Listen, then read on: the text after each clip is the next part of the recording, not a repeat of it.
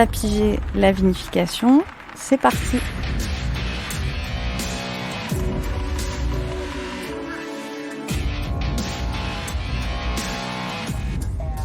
Donc on a rendez-vous avec Jean-Charles Offray, vigneron du Clos à Guilhem. Alors lui, il est au cœur d'un village languedocien qui est Saint-André de Sangonis, en appellation Terrasse du Larzac. Il conduit ses vignes en bio depuis 2015. Alors ce matin, il est en train de décuver plusieurs de ses rouges. D'autres sont encore en fermentation, donc on va aller voir tout ça dans sa cave qui est installée dans une maison vigneronne. Il est même parfois difficile de pousser les murs. Il va nous expliquer ça. Salut. Bon, du coup, là vous allez vider celle-ci? Non, celle-là on l'a remplie avec le vin de goutte de la C2, qui est une Syrah qui vient des terroirs de schiste.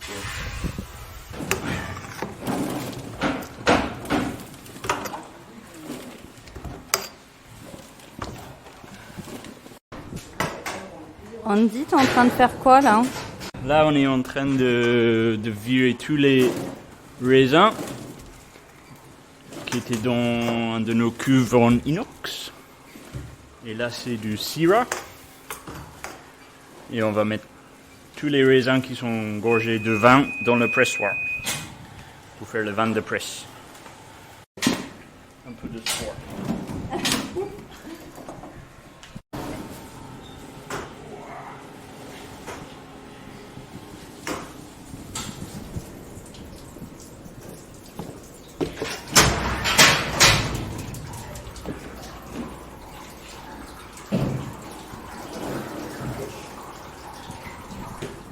Donc là, Jean-Charles est en train de vider les caisses de marc dans le pressoir. On va passer juste après.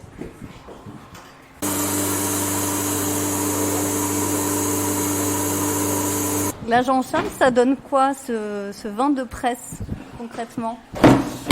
On a des vins de presse qui sont très riches parce qu'on ne foule pas les raisins. Donc les baies sont toutes rondes, donc elles sont encore gorgées de vin, puisque la fermentation s'est faite à l'intérieur de la baie. Donc ça fait des vins extrêmement riches et pour des vins de presse plutôt soyeux. La fin de presse, la fin de la phase de pressurage, c'est un peu plus dur, mais l'ensemble de ce qu'on extrait sur la presse est plutôt des vins assez riches et avec des tanins plutôt pas mal, qui vont aider à structurer le vin au final.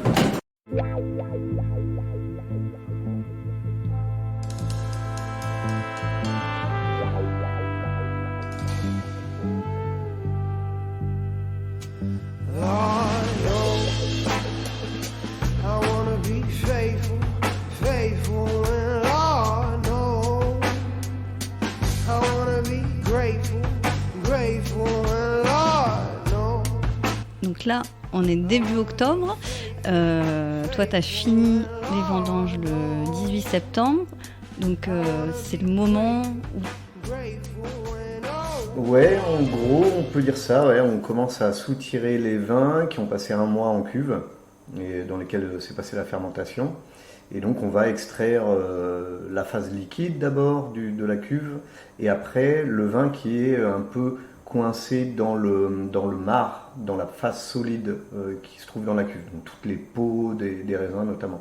Ça fonctionne un peu comme une éponge. Tout prend forme en donc, cave. On extrait d'abord, on soutire le vin, qu'on bascule dans une autre cuve.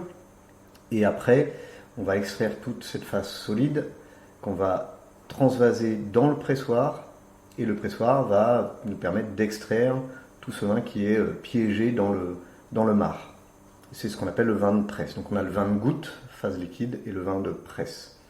Donc c'est ce que tu as fait ce matin? Exactement, ce qu'on a fait sur une cuve de Syrah, une Syrah qui est sur un terroir de schiste. Et voilà, donc c'est une cuve qui était bien pleine. On a eu d'assez jolis rendements cette année. Et ça donne des jolis vins, ce millésime 2023 là. Donc là, toi, cette année, tes vendanges, elles ont duré quasiment un mois pile. Tu as démarré le 17 août par le Vermentino et fini le 18 septembre par le Carignan. C'est à peu près le même rythme chaque année ou ça s'accélère de millésime en millésime? Alors sur la durée, non, on est à peu près sur le même rythme. Là, il y a une particularité, c'est qu'on a fini avec du Carignan alors qu'habituellement on finit avec le Mourvèdre. Et après, dans l'ordre aussi de cueillette des blancs, ça a été un peu modifié cette année. Donc il y a des petits chamboulements. Les Syrahs sont arrivés très très vite derrière les blancs. Habituellement, il y a un tout petit délai d'attente. Mais là, on a enchaîné tout de suite derrière avec les Syrahs et les Grenaches. Et donc voilà, il y a un côté accélération du rythme, en tout cas sur les 2 premiers tiers de la vendange. Mais sur l'ensemble de la durée, on reste à peu près à 1 mois de cueillette. Donc 2023, c'est clairement un nouveau millésime marqué par la sécheresse. Mais malgré tout, chez toi, ça a été la grosse surprise de cette récolte, qui a été une récolte plutôt belle, abondante, même si bon, tout est relatif parce que tu es quand même sur des petits rendements, 25 hectos, enfin 20 hectos. Habituellement, on est à 20-21 hecto-hectares, donc ce qui est très faible. Et cette année, on va dépasser les 25 hecto-hectares, et ce qu'on n'a jamais fait sur le domaine. On a peut-être fait ça sur la toute première année en 2015. On était au-delà des 25, mais à l'époque, je n'avais que 6,7 hectares de vignes. Là, on est à 13,5. Donc en cuverie, il y a des conséquences, c'est que les cuves sont pleines, mais très très pleines. À tel point que tu n'as même pas pu ramasser les dernières rangées. Absolument, notre beau Carignan, on n'a pas pu le finir malheureusement. Donc on a 2 très belles cuves de Carignan, une Carignan de 1959, plantée en 1959, mais on a dû en laisser une partie et la parcelle de Carignan de 1980 qu'on a donné à un vigneron qui avait souffert de la sécheresse. C'est fou. Et donc comment ce millésime qui est marqué par les fortes chaleurs, il y a eu des pics à 44 degrés, je crois. Comment tu le ressens, toi, aujourd'hui dans les cuves? Étrangement, ça ne se ressent pas trop. On aurait pu se dire, oula, ça va faire des vins très riches en alcool, très chaleureux, avec des notes sur les rouges, notamment de fruits cuits, de pruneaux, de choses comme ça. Et on n'est pas du tout sur ce profil. C'est un millésime plutôt frais, avec des fruits frais. C'est croquant, il y a des belles acidités, on a bien maîtrisé les dates de vendange, ce qui se fait qu'on se retrouve globalement sur des degrés qui sont franchement tout à fait corrects, autour de 14 de moyenne. Habituellement, le domaine est plutôt autour de 15. Donc, ouais, non, extrêmement content et pas du tout à l'image d'un millésime ultra chaleureux. On a quand même eu sur le profil climatique de l'année beaucoup de pluie sur les mois de fin avril, mai jusqu'à quasiment mi-juin, et ça nous a vraiment, vraiment sauvés. Donc en cave, t'as pas travaillé différemment par rapport aux autres années? Pas vraiment, non. La seule caractéristique, ça a été plutôt sur la date de cueillette de chaque parcelle, de chaque cépage, mais sur le travail en cave, on n'a pas eu de modification de process, on est toujours dans une vendange manuelle à 100%, on cueille dans des petites caisses de 12-15 kg, on érafle les rouges à 100%, on ne foule pas les raisins. Ensuite, la première phase dans la cuverie, ça va être une phase d'extraction de toute la couleur et tous les composants qui vont enrichir le vin. Tant qu'on n'a pas d'alcool, c'est la phase aqueuse et c'est là où la diffusion de ces éléments-là est la plus positive. On extrait des tanins fins à ce moment-là en plus. Et dès lors que la fermentation avance, on calme cette phase d'extraction qui se fait par des remontages. Donc le principe du remontage, c'est simplement de faire couler le jus de raisin ou le début du vin, on va dire, dans un cuvon en bas de cuve, et avec une pompe on le remonte au-dessus et on asperge le marc pour justement provoquer ce lessivage, cette extraction de toutes les matières qui vont enrichir le vin in fine. Et donc voilà, à partir du moment où on arrive vers 1040, on calme fortement ces remontages, même presque avant, 1060, 1040, et à la fin on laisse faire à partir d'une densité de 1000. On laisse faire, on dépose le chapeau sur le marc pour pas qu'il s'assèche, Et la fermentation va passer de 1000 à 990 en l'espace de 5, 6, 10 jours. Nous, on a des fermentations lentes, en fait. Du fait, je pense, qu'on est en baie entière. Donc, il y a toujours du jus qui reste dans les baies et qui ne fermente que très lentement, très progressivement. Donc, on a régulièrement des relargages de sucre en fin de fermentation, contrairement à la plupart des autres domaines qui vont donc fouler les raisins. La fin de fermentation est beaucoup plus rapide chez eux. Ok. Donc 990, le moment là, où le voilà. vin, Voilà, le raisin, le jus devient... Normalement, à 990, on n'a plus de sucre dans le vin. Tout a été transformé en alcool. La cuve est sèche. Voilà, exactement. On appelle ça une cuve sèche. Ouais. Et donc toi, tu pratiques aussi le pigeage manuel. Donc ça fait Absolument. partie des actions que tu... Je fais très modérément, histoire de un petit peu remettre en suspension, casser le gâteau. Enfin, on appelle ça le gâteau, le marc qui vient au-dessus du vin et qui se solidifie. Donc ça fait comme si on avait un gâteau au chocolat. Donc il faut le casser. Ok. Donc ça, avec une pige. Ouais, une pige manuelle. C'est un peu compliqué en cuverie ici parce qu'on a une hauteur de plafond qui est très basse, donc on se fait mal aux mains. Oui, c'était dans une vraie cave d'une maison vigneronne. Voilà, de 1850, avec des poutres au plafond. Donc c'est joli, mais c'est pas très pratique. Faut pas se manger la poutre. Voilà. Toi, Jean-Charles, tu as une histoire atypique parce que tu es originaire de Bretagne, tu as grandi en région parisienne. Tu as fait tes études à Agropolis Montpellier, en Languedoc. Ouais. Et tu as passé le gros de ta carrière en Champagne en tant que... conseiller viticole auprès des livreurs de la maison Veuve Clicquot. Ouais. Voilà. C'est un service qui a été créé en 1999, j'ai été embauché pour ça, et qui s'est développé derrière dans un côté un peu plus environnemental et un côté aussi prestation de services viticoles. C'est la caractéristique du vignoble champenois, c'est que les maisons de champagne offrent beaucoup de services à leurs livreurs partenaires, les vignerons partenaires avec lesquels ils travaillent et auxquels ils achètent des raisins. Et alors, qu'est-ce qui t'a fait revenir en Languedoc ?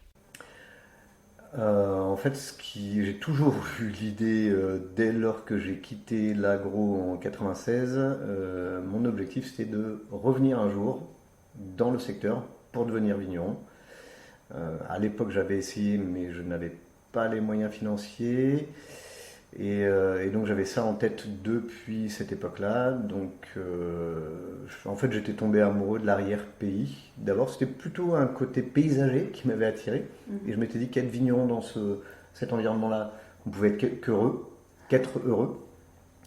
Et en fait, par la force des choses, par le hasard, j'ai commencé à déguster des vins de petits vignerons du coin.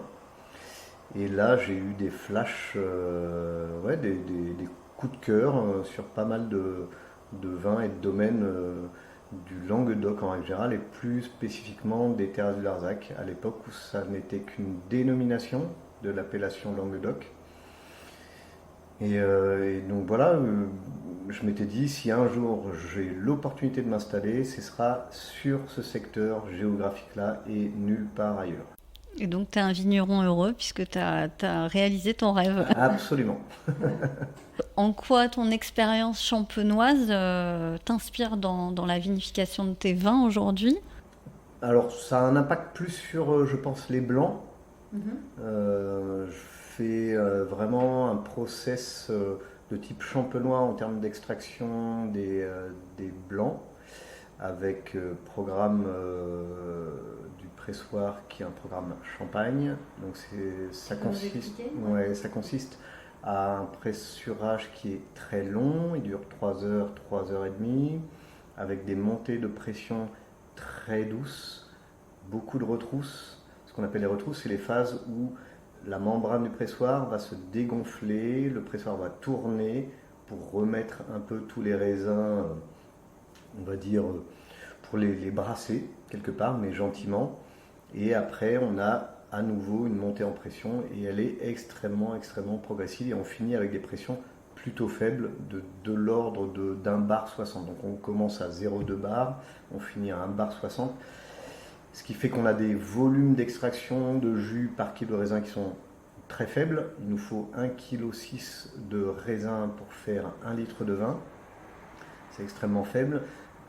Vraiment, pour moi, c'est la quintessence du champagne, mis à part le terroir évidemment et le climat, mais c'est ce savoir-faire d'extraire uniquement le meilleur du jus du raisin et pas aller au-delà. Ce qui fait qu'on a des vins qui se retrouvent avec des finales plutôt toujours assez nettes. On n'a pas le côté herbacé qu'on peut avoir quand on extrait un peu trop fort les raisins. L'autre caractéristique, c'est qu'on est en pressurage en grappe entière. Et je pense que c'est vraiment fondamental pour typer les vins, apporter des amers très élégants. Je pense que la rafle apporte beaucoup. Elle joue aussi à l'intérieur de la cage du pressoir le rôle de drain. Donc, ce qui fait que le jus, quand les baies sont écrasées, il a plein de chemins d'extraction ou de fuite, on va dire. Et ce qui fait que c'est extrêmement doux au final. Ce qui se fait moins en Languedoc, la grappe entière? Alors, je pense, il y a quand même beaucoup de vendanges mécaniques. Maintenant, il y a certainement pas mal d'autres caves particulières qui font des pressurages blancs en grappe entière. Je ne connais pas la proportion, je pense qu'on est quand même une minorité. Il y a aussi des cépages blancs qui viennent d'ailleurs, comme le chenin, dont toi tu fais la part belle, auquel tu croyais pas forcément en Languedoc, mais sur lequel tu es revenu et que tu travailles. Ça a été la belle surprise quand j'ai commencé. J'ai acheté un îlot de parcelle dans lequel il y avait un vieux chenin de 1980. Et la réflexion que je me suis faite, c'est de dire, oula, un chenin dans le sud, ça va faire des vins qui vont être déséquilibrés, c'est un cépage du Nord, donc c'est pas possible. Et au final, après, j'ai quand même conservé cette parcelle sur le premier millésime en 2015. Et le résultat de la première vinification, où j'avais mis en fût les têtes de cuvée des 3 cépages qu'on avait à l'époque, donc le Vermentino ou le Rolle, le Grenache blanc et le Chenin. Le Chenin est sorti haut la main, pour moi, en termes d'élégance. Et la conséquence a été que j'ai arraché un Grenache blanc, j'ai replanté un nouveau Chenin. Donc on a 2 parcelles de Chenin maintenant. Et depuis 2019, on a une cuvée 100% Chenin. Ça a été vraiment aussi une révélation en 2019. Jusqu'à 2018, j'assemblais mon Chenin avec le Vermentino, le Rolle, pour faire notre cuvée haut de gamme, qui est la cuvée de l'an 1, et on incrémente, l'an 2, l'an 3, etc. Et en 2019, j'avais mes 2 demi-muits de Chenin, et là, je me suis dit, ce vin se suffit à lui-même, il a besoin de rien d'autre. Donc on va faire une cuvée 100% Chenin. C'était un peu un pari, un petit peu une originalité, mais je suis super content. Et donc à quel moment tu décides qu'une cuve peut devenir autre chose que tes vins déjà existants ou un nouveau vin? Est-ce que tu peux le sentir dès maintenant ou est-ce qu'il faut attendre les assemblages? Non, alors c'est très variable. Il y a des cuvées qui vont être décidées très tôt. Donc cette année, rien n'est complètement décidé, mais de ce que je goûte de notre cuve de Cinsault, on a vraiment un joli potentiel pour faire un Cinsault super élégant. On n'a pas de cuvée pure Cinsault jusqu'à présent. Il est possible qu'on en fasse une sur 2023, à condition que l'élevage lui apporte la finesse, la délicatesse, si possible un peu de salinité. Donc on verra in fine. À aujourd'hui, j'aurais envie de dire oui, on verra post-élevage, ce que ça donnera. Pour 2023, est-ce qu'il y aura donc des nouveautés? Tu en as parlé potentiellement. Est-ce que tu as déjà des coups de cœur en dehors du Cinsault? Oui, Syrah, Grenache. Syrah, je pense que les dernières aussi jolies Syrah que j'ai eues, c'était en 2015. Ton premier millésime? Premier millésime. Et Grenache, honnêtement, je suis pas sûr d'avoir eu des aussi jolis Grenaches depuis le début. Et le Cinsault. I wanna be faithful, faithful, and Lord knows I wanna be grateful, grateful, and Lord knows. tout va bien alors pour le Clos Guillem pour 2023. Bon, merci Jean-Charles pour ce tapis spécial vinification. Et puis on reviendra suivre la suite avec Andy aussi qui est arrivé, nouvel associé sur le domaine. C'est en Languedoc. Prochain sujet tapis. Merci Jean-Charles. Now we are far from heaven.